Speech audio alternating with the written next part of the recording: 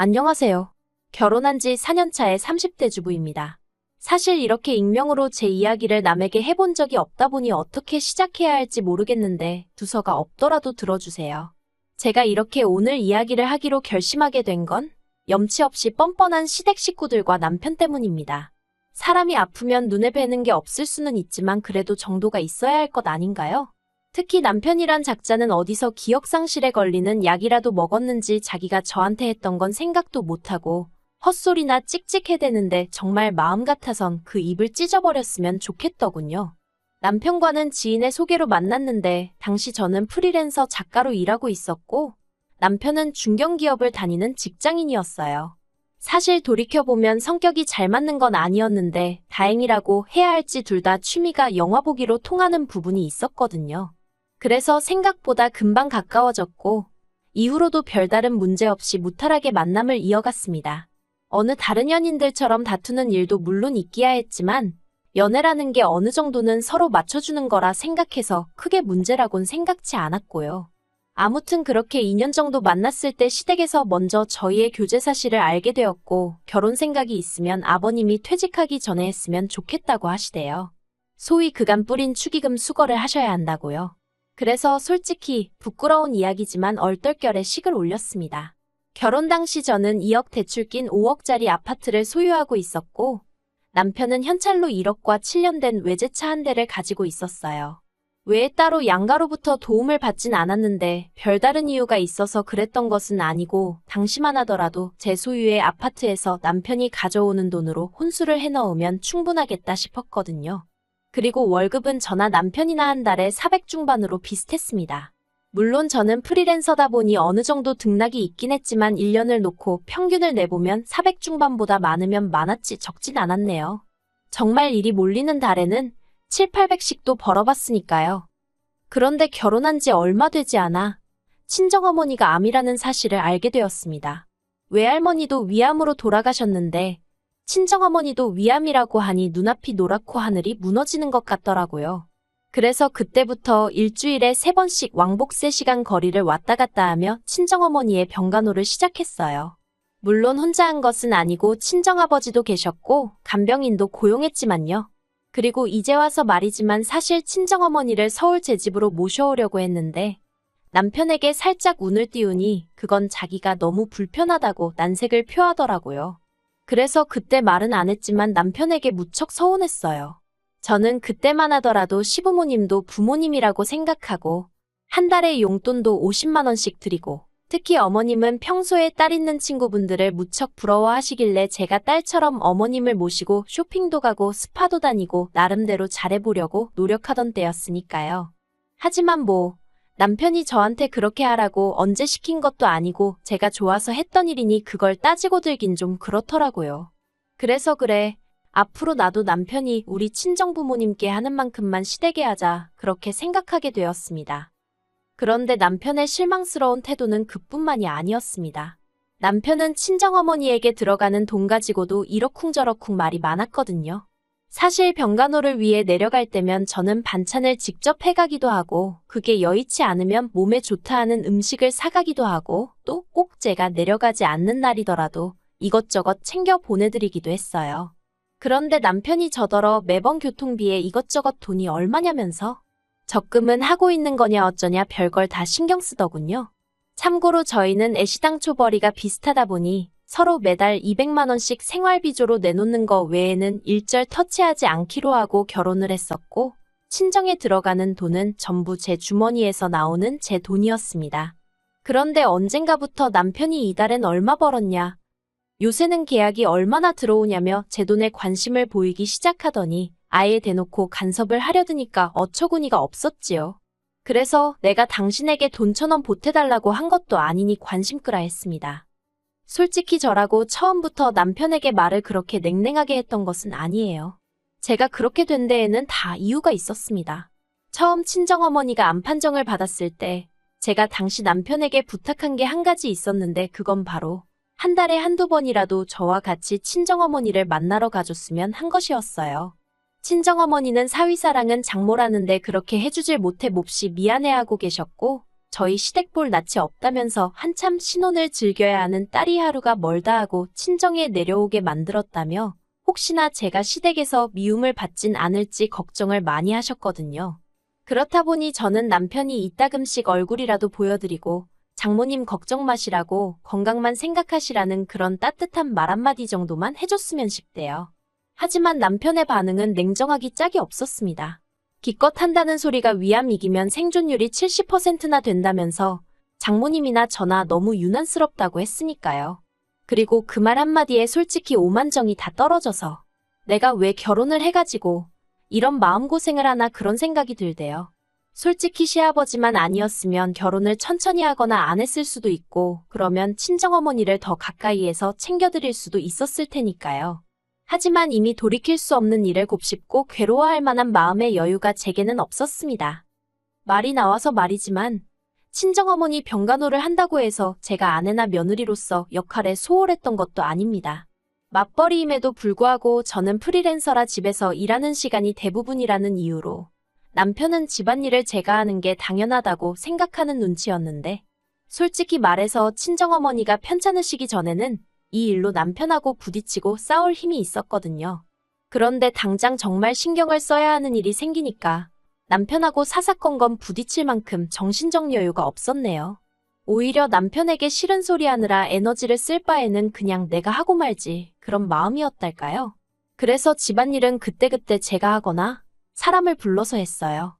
마찬가지로 시댁에 경조사가 있을 때도 가능한 빠지지 않고 참석해서 몸으로 때울 건 몸으로 때우고 돈으로 해결되는 일은 돈으로 해결했습니다.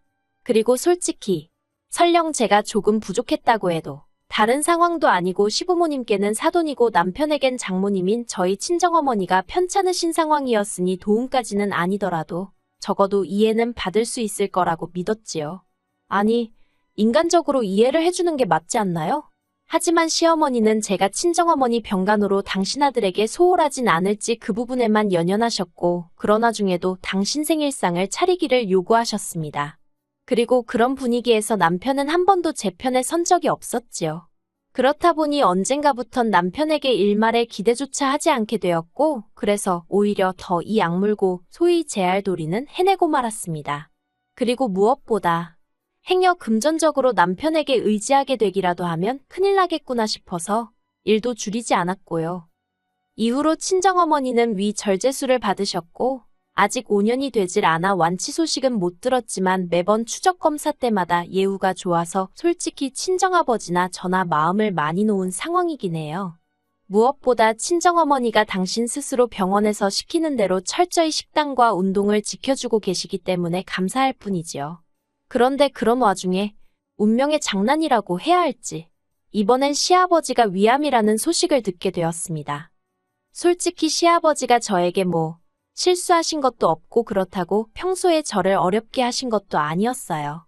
하지만 시아버지의 위암 소식을 듣고도 제가 그렇게 슬프지 않았던 건 시어머니나 남편 때문이었다고 생각합니다.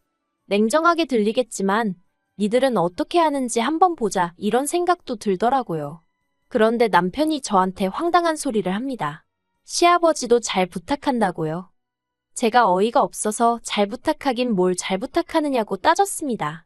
그랬더니 한다는 소리가 장모님 병간호해드릴 때는 지극정성으로 하지 않았냐면서 시아버지한테도 그렇게 해달라나요. 어이가 없어서 친정어머니야 내 어머니니까 그렇게 했지. 시아버지한테 내가 그렇게 어떻게 하느냐 했어요. 할 거면 당신 아버지니까 당신이 하라고요. 그랬더니 남편이 저더러 너 그렇게 안 봤는데 말을 어떻게 그렇게 하냐면서 시아버지가 남이냐입니다. 그래서 너는 장모가 남이라서 그렇게 강 건너 불구경하듯 가만히 있었냐고 저도 지지 않고 쏟아냈어요. 그랬더니 그땐 자기가 일을 하느라 바쁘기도 했고 어쩌고 옮겨졌기에도 구차스러울 만큼 구질구질한 변명을 쏟아내는 게 아니겠어요. 그래서 나는 지금 노냐고. 나도 지금 일하고 있고 계약건도 많아서 시아버지 들여다볼 틈 없다고 그러니 나한테는 일절 기대하지 말라 했습니다. 그리고 정말 저도 못된 건지 이런 다툼이 오가는 동안 화가 나면서도 한편으론 고소하단 생각이 들더라고요. 내가 그렇게 동분서주하며 일하고 살림하고 거기다 병간호까지 하는데도 시어머니한테 라면을 연속 이틀을 먹었네 3일을 먹었네 헛소리를 해대가지고 욕을 먹게 했었지. 스스로조차 잊었다고 생각한 기억의 조각들이 떠오르면서 그럴수록 남편이 미워지더라니까요. 그리고 더 어이가 없는 건 친정에서 저는 외동딸이지만 남편은 삼형제예요. 다만 큰아주버님은 진작에 이혼해서 혼자 살고 있고 작은아주버님은 미혼인데다 직장 문제로 제주도에서 지내고 있었거든요. 그렇다 보니 그나마 시댁에서 1시간 거리에 사는 저희가 제일 만만하다고 보인 건지 아주버님 두 분 다 저희가 해야 한다는 식이더라고요. 그런데 말이 저희지. 솔직히 저더러 하라는 거였지요. 심지어 시어머니마저 당신은 태어날 때부터 몸이 약하고 기력이 없는 사람이라 남의 병간호는 못한다면서 제가 해줬으면 좋겠다고 하셨습니다. 정말 무슨 언제부터 그러셨다고 제 두 손을 꼭 붙잡고는 내가 믿는 건 아가 너밖에 없다 하시는데 그동안 그렇게 잘해드렸어도 정작 친정어머니 아프시니까 당신 아들한테 소홀할까봐 벌벌 떠시던 분이 이제 와서 아가아가 하시는 게 얼마나 듣기가 싫던지요. 그래서 시어머니께 단호하게 저한테 아무런 기대도 하지 마시라 말씀드렸습니다. 시아버지가 편찮으신 건 유감이지만 일단 저도 처리해야 할 일도 너무 많고 정 시아버지 병간호할 사람이 여의치가 않으면 저희 남편을 데려가시라 했어요. 아마 모르긴 몰라도 이런 상황에 쓸 수 있는 휴가제도 같은 게 회사에 있을 거라고요. 그리고 설령 없다고 해도 무급휴가라도 써야 하지 않겠냐고. 남도 아니고 아버지가 아프신데 그렇지요 어머님 했더니 어머님이 아들들은 야무지지가 못해서 믿고 맡기기가 어렵다나요. 하지만 저는 조금도 굽히지 않았습니다. 그러면 뭐 간병인을 쓰셔야겠네요. 그러자 시어머니는 또 하시는 말씀이 아무리 그래도 그렇지 어떻게 시아버지를 남의 손에 맡기느냐고. 솔직히 집안에 누군가 아프면 배우자가 간호를 하거나 그 다음이 자식들이지 않나요. 그런데 어째서 저희 시댁은 다 건너뛰고 저한테 의지를 하려는 건지 도통 알 수가 없대요. 그리고 저한테 유난히니 어쩌니 하던 사람들이 그때 제가 하는 걸 보니 참으로 지극정성이더라. 정말 대단하더라. 가증스러워서 견딜 수가 없었어요. 그런데 아주버님들은 제쳐두고 시어머니나 남편이란 사람들이 하는 짓은 나날이 정말 가관도 아니었습니다. 일단 시어머니는 하루가 멀다 하고 앓는 소리 죽는 소리를 하시면서 전화를 해오셔서는 머리가 아프고 손목이 어떻고 시아버지가 저만 찾는다는 거짓말을 늘어놓으셨지요. 남편은요. 자기가 밥을 안 먹으면 제가 뭐 크게 놀라기라도 할 줄 알았나 봐요. 식탁 위에 밥을 차려주는데도 본체만 채하곤 컵라면에 물 받아서 안방으로 향하는 거예요. 어이가 없어서 컵라면을 왜 안방에서 먹냐고. 먹을 거면 창고방에 가서 먹으라고 소리를 질렀습니다. 참고로 집이 아무래도 제 명이고 솔직히 남편은 말이 좋아 1억이지 그 1억을 다 혼수에 쓴 것도 아니다 보니 집에 관해서는 제 목소리가 더 컸어요. 그러니까 뭐 안 먹네 어쩌네 난리를 치길래 먹지 말라고 또 소리를 질러버렸지요. 그리고는 이튿날부턴 아예 저녁을 안 차려주기 시작했더니 며칠 지나니까 지가 냉장고에서 이것저것 꺼내 먹더라고요. 웃기지도 않아서. 하지만 저를 정말 기함하게 한 건 남편과 크게 다투고 얼마 지나지 않아 있었던 일이었습니다. 아주버님 두 분은 막말로 시아버지가 어떻게 되든 말든 관심도 없는 건지 가타부타 말도 없고 오로지 시어머니하고 남편만 안달복달 난리가 난 상황이었거든요. 그리고 알고 보니 남편 회사는 가족을 위해서 그렇게 쓸 수 있는 휴가도 없고 무급휴가도 안 된다대요. 그렇다 보니 이건 뭐 빼도 박도 못하고 시어머니가 병간호를 하셔야 하는 상황이 된 거예요. 그리고 남편은 이런 이야기를 저에게 전하면서 이제 정말 도와줘야 하지 않겠냐고 언제까지 화풀이를 할 거냐면서 저를 또 자극했습니다. 화풀이라. 솔직히 말해서 친정어머니의 예우가 좋았으니 다행이지 돌아가시기라도 했다면 저는 평생 남편을 용서하지 못했을 거예요. 이렇게 남편하고 살고 있지도 않았겠지요. 그런데 남편은 어쨌든 장모님은 이제 멀쩡하시지 않냐 그리고 그때는 나도 뭐 사정이 있었다는 말 같지도 않은 소리를 하면서 저더러 서운했다면 자기가 미안하답니다. 그런데 세상 일이라는 게 미안하단 말 한마디로 해결이 되는 일이 있고 아닌 일이 있잖아요. 저에게 친정어머니에 관한 일은 후자였습니다. 남편이 아무리 저에게 미안하다고 해도 그 응어리가 풀어질 것 같지 않았어요.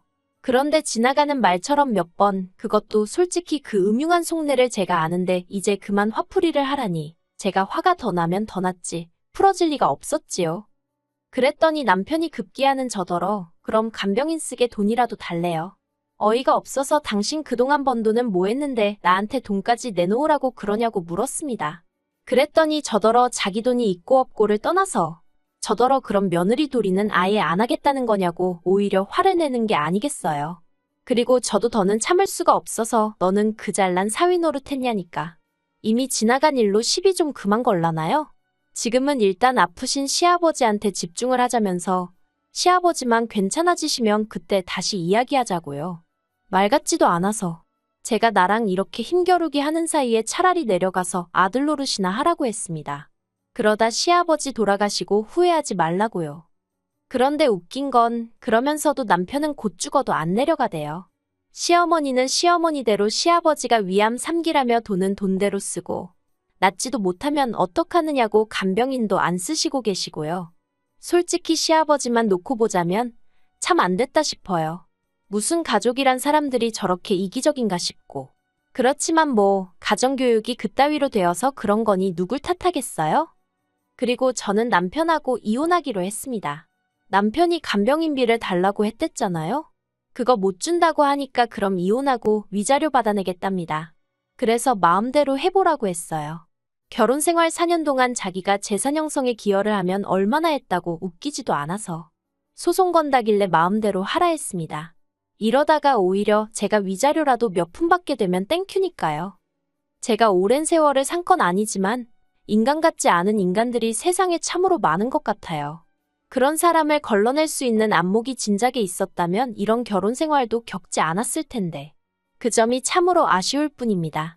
하지만 인생은 배움의 연속 아니겠어요? 이렇게 또 삶의 지혜라고 할지 교훈을 하나 배운다 생각해야겠지요. 참, 남편은 집에서 나갔고요. 혼수 가지고 와도 유세를 떨길래 다 들고 꺼지라고 용달차 불러줬네요. 그거 어디 넣을 집이나 있는지는 모르겠지만 뭐 정 안 되면 아버님 병실에라도 우겨넣던지 알아서 하겠지요, 뭐.